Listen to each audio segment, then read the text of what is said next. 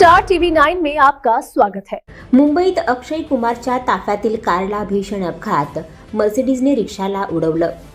मुंबईच्या जुहू येथील मुक्तेश्वर रोड येथे 3 गाड्यांचा अपघात होऊन 2 जण जखमी झाले आहेत. यामध्ये प्रसिद्ध बॉलिवूड अभिनेता अक्षय कुमारच्या ताफ्यातील गाडीचाही समावेश आहे. रात्री 9 वाजता हा अपघात झाला. यावेळी अक्षय कुमार आणि त्याची पत्नी ट्विंकल खन्ना विमानतळाहून जुहू येथील त्यांच्या घरी जात होते. जखमींना उपचारार्थ रुग्णालयात दाखल करण्यात आलं असून पोलीस अधिक तपास करत आहेत. माहितीनुसार ऑटो रिक्षाला एक भरधाव वेगात येणाऱ्या मर्सिडीज कारने धडक दिली. यामुळे अक्षय कुमारच्या सुरक्षा ताफ्यातील एका वाहनाला रिक्षाची जोरदार धडक बसली. या धडकेत रिक्षा चालक आणि रिक्षातील एक प्रवासी जखमी झाले आहेत. जुहू पोलिसांनी मर्सिडीज चालकाविरुद्ध निष्काळजीपणा आणि बेदरकारपणे गाडी चालवल्याबद्दल गुन्हा दाखल केला आहे. या प्रकरणाचा अधिक तपास पोलीस करत आहेत.